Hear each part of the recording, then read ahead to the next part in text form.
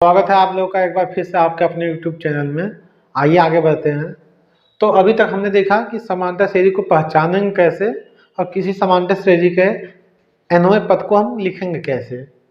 आज हम देखते हैं कि किसी समांतर श्रेणी के n पदों का योग कैसे निकालेंगे। तो सबसे पहले आप देखिए Sn, इसका मतलब क्या होता है। इसका मतलब होता है कि पहले n पदों का योग, ठीक है, पहले n पदों का योग, यानी कि सम ऑफ फर्स्ट n टर्म।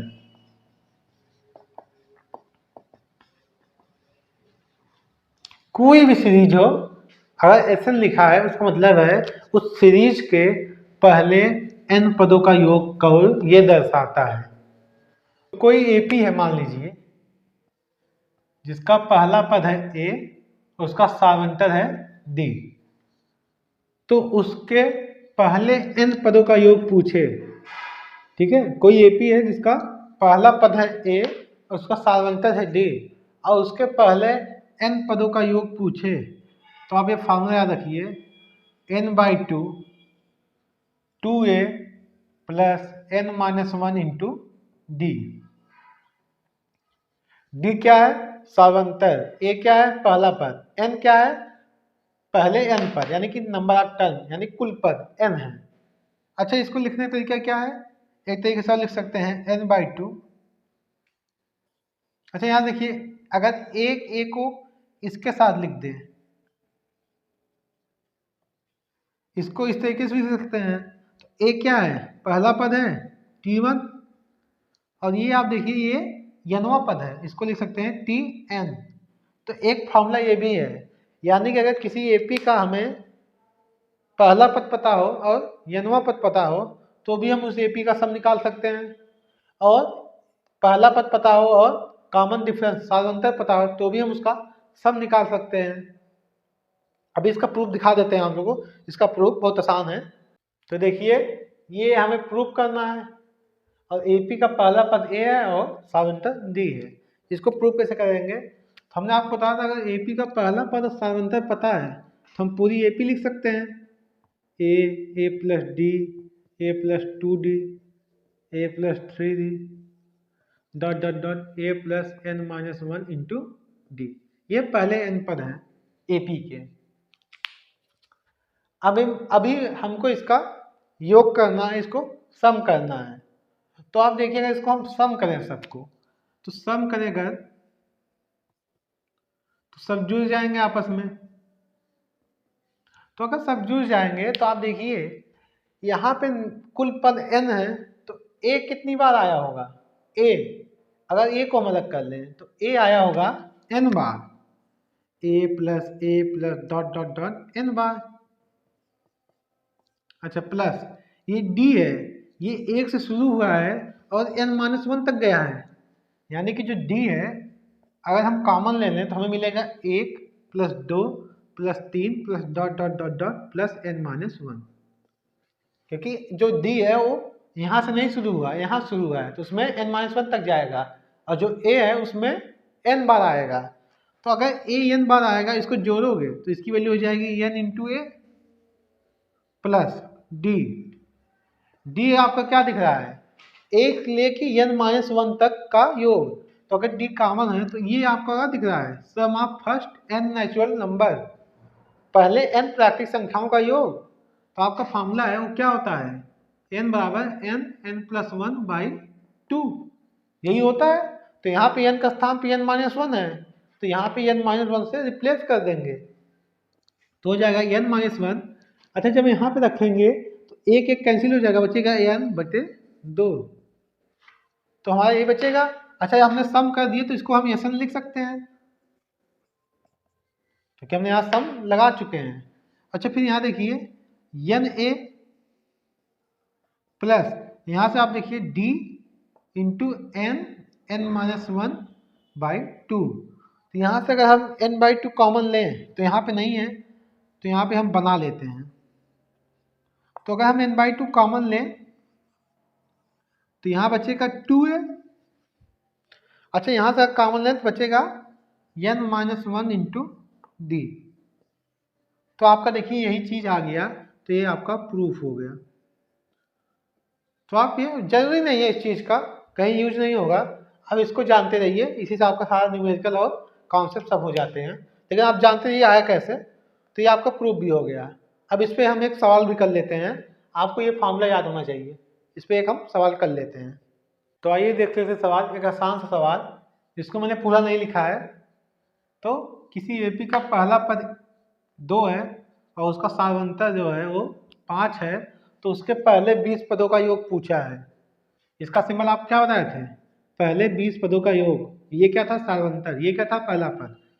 तो हमने वो सीधे सीधे फार्मूला लगा देना है, ये बस सवाल आसान है, इसको बस समझने के लिए हम फार्मूले का यूज कर लें एक बार। तो उसका फार्मूले का यूज कर लेते हैं n/2 2a plus n - 1 into D.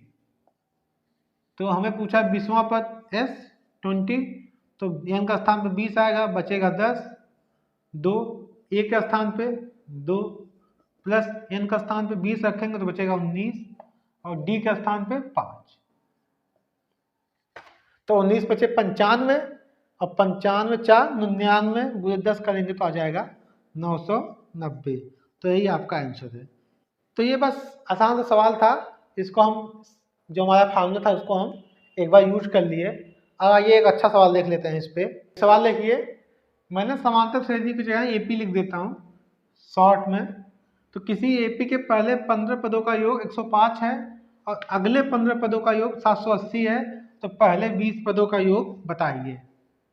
तो यहाँ पे आप देखिए कि इसमें जो एक कॉन्सेप्ट है वो बोला है अगले 15 पदों का, यही आपको समझना है। तो इसमें एपी में पहले 15 पदों का योग 105 दिया है। तो मान लीजिए कोई एपी है जिसका पहला पद है ए और उसका सारवंतर है डी। तो इसमें बोला पहले 15 पदों का योग 105 है, तो पहले 15 पदों का योग का 105 है, उसका फार्मूला क्या था हमारा 8/2। तो n का स्थान पे 15, 15/2 पहला पद a 2a प्लस n का स्थान 15 है तो इंटू 14 इंटू डी। हमारा फार्मूला था जो एस एन का, अगर मैं यहाँ लिख दूँ छोटा सा n/2 2a plus n - 1 into D, ये हमारा फार्मूला था। अब इसी फार्मूले को हम लिख ले रहे हैं, इसी की वैल्यू दिया है 105। अच्छा अगला सवाल ये अगले 15 पदों का योग 780 है, अगले 15 पदों का, यानी कि पहले 15 पदों का योग दिया है फिर अगले 15 पदों का योग दिया है। तो हमारे पास ऐसा कोई फार्मूला नहीं है जो अगले 15 पदों का योग बताए। हमारे पास जो फार्मूला है वो पहले 15 पदों का योग बता सकता है, पहले 100 पदों का योग बता सकता है, लेकिन अगले 15 पदों का योग नहीं बता सकता। लेकिन हमें पता है यहाँ से यहाँ तक जो पद होंगे कुल वो होंगे 30, तो हम पहले 30 पदों का योग बता सकते हैं, क्योंकि पहले 15 का पता है अगले 15 का पता है, जोड़ देंगे तो पहले 30 पदों का योग पता चल जाएगा। तो हम पहले 30 पदों का योग निकालेंगे। यही सवाल में एक छोटा सा कॉन्सेप्ट था कि हम पहले 30 पदों का निकालेंगे। तो यस 30 निकालेंगे, तो 30/2 करेंगे तो हो जाएगा 15, 2a प्लस 30 है तो हो जाएगा 29 इंटू डी। अच्छा ये 30 पदों का है, तो पहले 15 पदों का है 105, अगले 780, तो इनका जोड़ देंगे तो हो जाएगा 885, 885 हो जाएगा 885। तो आप देखिए हमें दो इक्वेशन है, दो अननोन है, तो हम इसको सॉल्व करके ए और डी आराम से निकाल लेंगे। तो अगर हम काटें 15 सत्ते 105 और यहाँ से 15 पचे 75, 75 15 छक्का 15 17 15 नहीं है 135। तो यहाँ से 2 से काटे, 2 से इससे कट जाएगा 2 सत्ते, तो हमारे पास बचेगा a प्लस 7d बराबर 7 और a प्लस 29d बराबर 59। ठीक है, तो आप इसे सॉल्व कर लेंगे तो आपका एक वैल्यू आ जाएगी -14 और d की वैल्यू आ जाएगी 3। तो आप इसको जब सॉल्व करेंगे तो एक वैल्यू आ जाएगी 14 और डी की वैल्यू आ जाएगी 3। मैं सॉल्व करके दिखा भी सकता हूँ, कोई आसान नहीं है, दो इक्वेशन है, दो अननोन है, आप आराम से सॉल्व कर लीजिएगा। तो हमें ए और डी पता है तो हम यस 20 पदों का योग निकाल सकते हैं। तो यस 20 हो जाएगा n/2 2a